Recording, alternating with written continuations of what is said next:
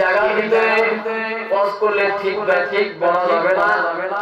আমি এই জায়গার ভিতরে আর বয়না করতে পারবো না। আমি জায়গার ভিতরে মানে বারবার যদি ব্যাক সাউন্ড দেয় এটা দলিল আপনি কিন্তু মাত্র করবেন না। এটা দলিল দিতে পারেন না। আপনি কথা বলবেন একটা কথা 10 মাসে আপনি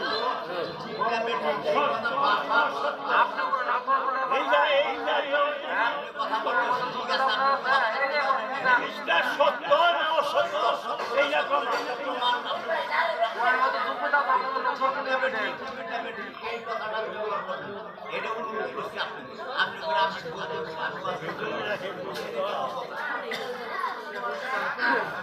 আল্লাহ